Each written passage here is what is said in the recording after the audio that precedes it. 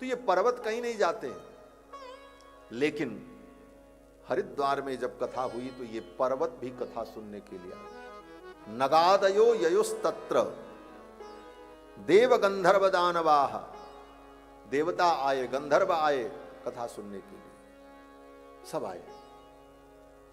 ले बचा कौन? तो सूत जी कहते हैं कुछ लोग नहीं आए। अब उनकी चर्चा करने जा रहे हैं। कौन से लोग नहीं आए?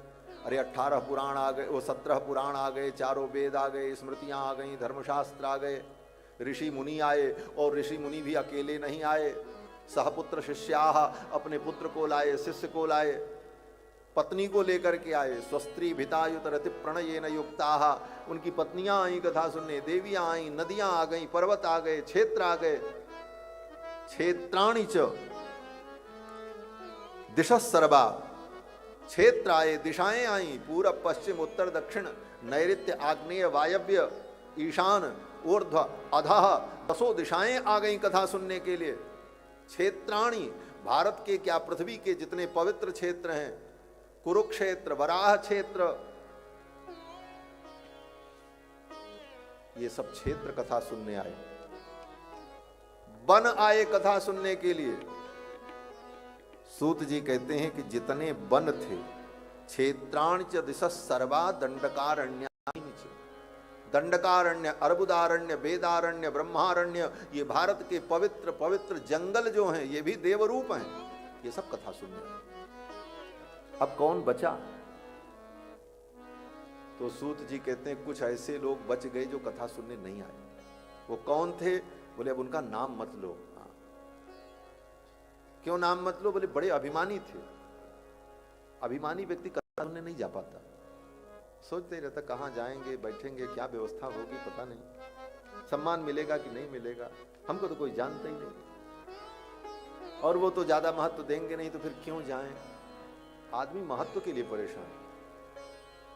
कथा में भी वो महत्व ढूंढ रहा है, और कथा में अपना महत्व ढूंढ रहा है।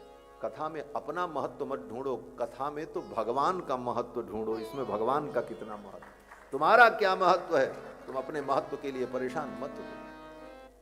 कथा में अपना महत्व ढूंढने निकले हो, जीवन भर तुम महत्वहीन ही रह जाओगे, तुम्हें कभी महत्व नहीं मिलेगा। और ठाकुर का महत्व देखने आओगे कथा में, तो तुम्हारा सर्वत्र महत्व होगा, भगवान के हृदय में भी तुम्हारा महत्व होगा। भगवान तुम्हें अपना, ये कथा सुनने वाले नहीं आए सब। सूत जी कहते हैं गुरुत्वात् तत्र नायातान, उनके अंदर अपनी गुरुता का बड़ा अभिमान था, हम तो बहुत बड़े हैं, हम कथा सुनने क्यों नहीं आए। लेकिन धन्य है श्री भृगु जी महाराज। श्री भृगु जी महाराज चल पड़े और उन्होंने जाकर के उनको डांटा, तुम्हारा अभिमान इतना मोटा न हो जाए कि तुम चल न पाओ, अपना ये अभिमान छोड़ो और चल करके भगवान की कथा सुन लो, तुम्हारा कल्याण हो जाए। भृगु जी ने जब उनको डांटा तो उनकी बुद्धि शुद्ध हो गई और वो सब कथा सुनने के लिए आए।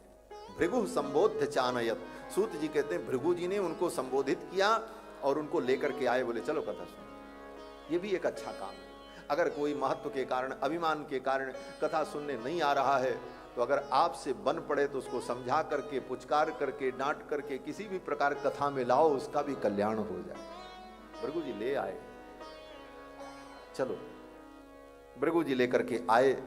अब तो महाराज कथा प्रारंभ हुई। गंगा के तट पर हरिद्वार में सनकादिकों ने सर्वप्रथम कथा की महिमा का वर्णन किया, और सनकादिकों ने कहा देखो भगवान की कथा की बड़ी महिमा है, इसको सुनने से सारे पाप नष्ट हो जाते हैं। और जिस व्यक्ति ने इस कथा को नहीं सुना तो व्यक्ति क्या है? बोले वो जिंदा ही मुर्दा है, जीव छवो निगदिता। सनकादिक कहते हैं कि जिसने भगवान की कथा नहीं सुनी वो व्यक्ति क्या है? बोले मुर्दा है, वो डेड बॉडी है, वो मरा हुआ है, उसको छुओ मत, छुओगे तो तुम अपवित्र हो जाओ। जीवच्छवो निगदिता, उसको जिंदा ही मुर्दा कहा शास्त्र ने, जो भगवान की कथा नहीं सुनता। जीवच्छवो निगदितः सतु पाप कर्मा, और वो पाप कर्म है, वो पापी है। ये न श्रुतम सुख कथा वचनम न किंचित, जिसने सुखदेव की इस वाणी को नहीं सुना वो तो जिंदा ही मुर्दा है। उसका जीना ही होना बेकार है। धिक्तम च नरम, धिक्तम नरम, धिक्कार है ऐसे नर को जो पशु रूप होकर पृथ्वी पर भ्रमण कर रहा, खा रहा, जी रहा, जैसे कुत्ता बिल्ली जी रहे हैं वैसे वो भी जी रहा है, भगवान की कथा नहीं सुना। बोले जिसने मानव जीवन पाकर के भगवान की कथा नहीं सुनी वो तो जिंदा ही मुर्दा है। बोले महाराज कथा की इतनी महिमा? बोले हाँ। बोले तो ये कथा कब सुनी जाए? इसके लिए कोई मुहूर्त, कोई दिन, कोई अच्छा काल?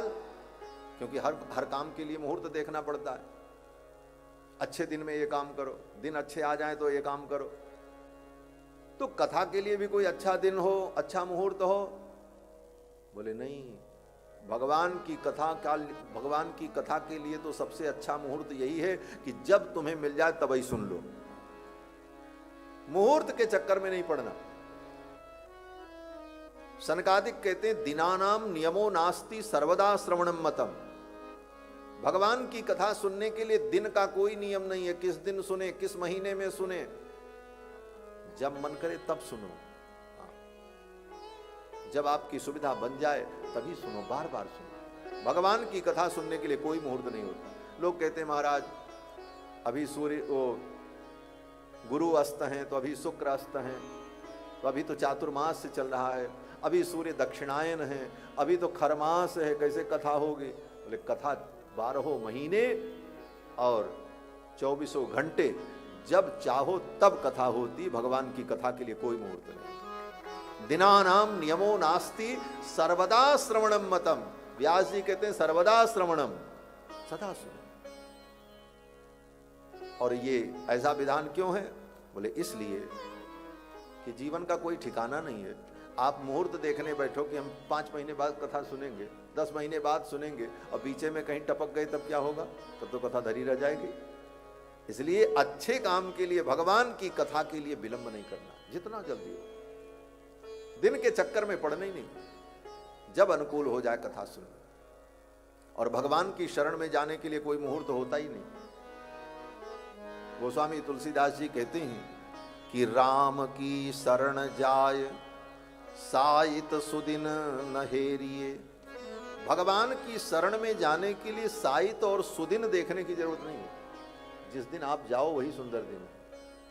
इसीलिए विद्वान पंडित लोग रोज पढ़ते हैं तदेव लग्नम सुदिनम तदेव, तारा बलम चंद्र बलम तदेव, विद्या बलम दैव बलम तदेव, लक्ष्मी पते तेंघ्रियुगम स्मरा। वही दिन है, वही सुंदर नक्षत्र है, वही सुंदर महीना है जिस दिन तुम भगवान की शरण में जाओगे। किसी अच्छे दिन तुम नहीं जाओगे, जिस दिन तुम जाओगे वही दिन अच्छा होगा। राम की शरण जाए साइत सुदिन नहीं।